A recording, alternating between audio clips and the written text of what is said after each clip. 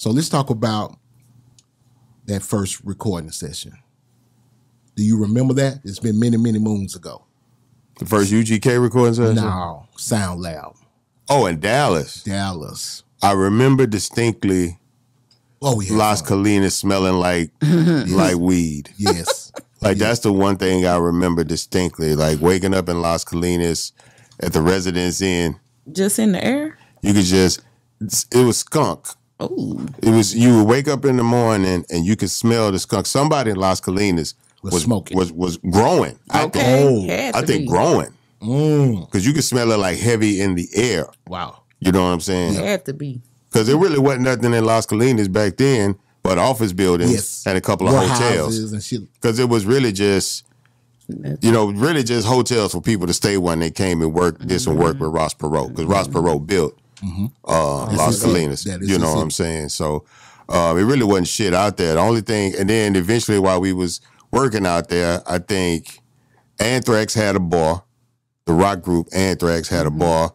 And then Tony Dorsett had a place out there because I remember Chad met Tony Dorsett, who was his favorite football player. If you look inside, I think is it Super Tight? I got that. I think it's in Super Tight. If you look inside, there's a picture where we both wearing jerseys. I think I'm wearing like a UT jersey and he's wearing a Cowboys jersey. I've got that jersey in my closet. You know what I'm saying? And it's a Dorsett jersey. That jersey he has on. You remember how y'all used to give me that stuff? Yep. You gave me the blue shirt. I got rid of that shirt on Riding Dirty. The Paisley Polo. Damn, why I get rid of that shirt. You should have gave that to me. I still to this day, Queenie was just talking about what I wore at the rodeo last year. She's like, where's that jacket? I was like, I gave it away after the show.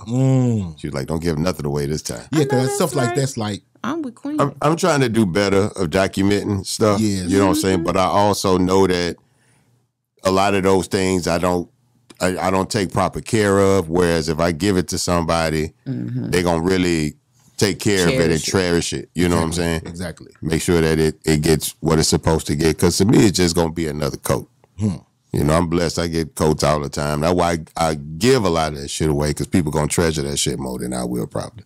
That's what's up. So a lot of people hear about Saying Jack.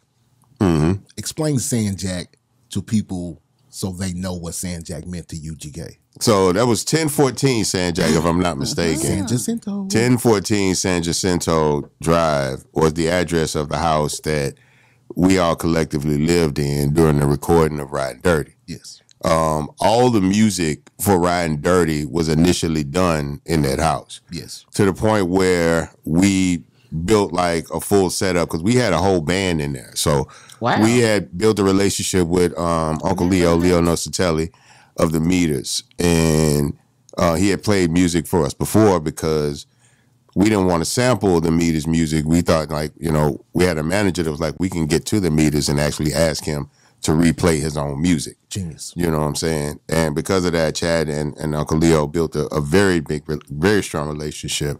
And so he actually put together a band.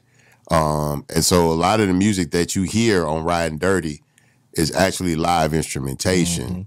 There was a process that he recorded, and I don't want to talk about the process because I don't want to bite his style. But there was a way that he would record with the band and then use the music that he recorded to create the different songs. Yes. You know what I'm saying? So the outro that you hear on the album is the full instrumentation of what eventually became Diamonds Up Against That Wood. Yes. You know what I'm saying? And so we did all that original pre-production in that house. Like we were actively living in that house. We was trapping out of that house. That's the house I took you by. How y'all fit a band? Yeah, in the living room. So literally only had like that 2 sofas and a TV, but there was no dining room. Okay. There was never like a dining room. Okay. All of that was just where the equipment ended up going. All right. It was a nice house. I bet. For Miss Freeman, was it a nice house? No.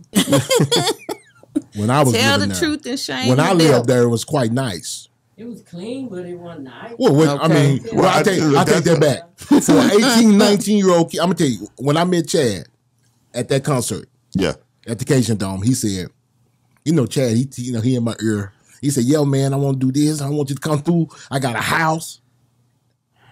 I got a car. I'm listening to this dude like, well, you 18, 19. What you doing with a house? Right. But then when I went down there, everything he said he had. I mean, a fully furnished house. You said it wasn't no dining room set, but it was a dining room set in there. Well, in the kitchen area, there was a table to eat at, but not a formal. Not a formal dining room set. You know what I'm saying? The formal dining room was actually the formal studio. Exactly. And the weed room. Well, the weed room was off to the side, right? Yes. Mm-hmm. So that was the recording room. Okay. But when we had to do the band, we had to put the band in that living room, in that dining room area, because we had a bass player, we had a lead guitar player, and we had a keyboardist playing a B3 with a Leslie. The white guy. Yes. Yeah. David. Yes. You know what I'm saying?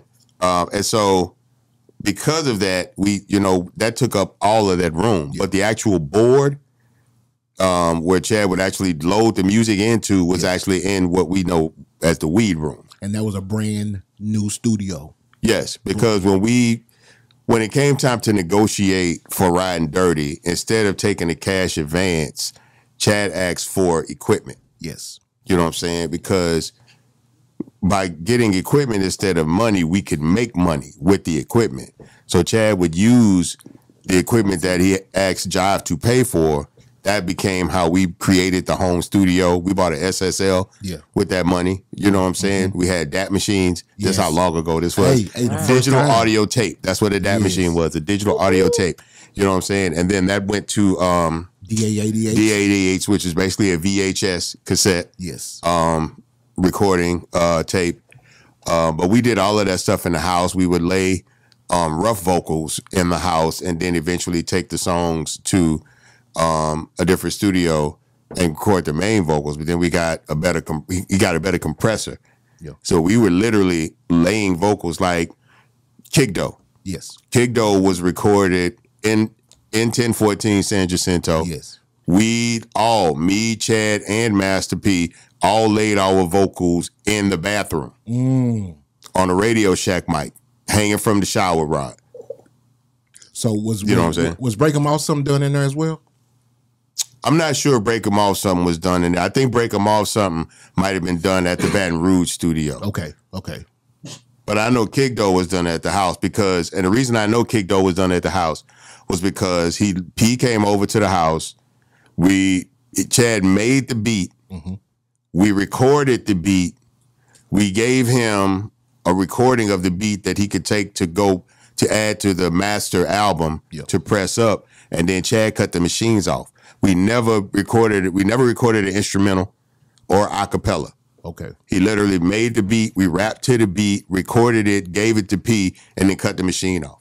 It's your girl, Jazzy K with Super Tight TV. We want to thank everyone that's been watching. Hey, if you do us a favor and hit that subscribe button, also press the notification bell so you can be notified every time we drop a new video. Know I'ma get some game tuned in with Super Tight. Yeah, I get the low love from Big Bobo. From the front seat, not no photos.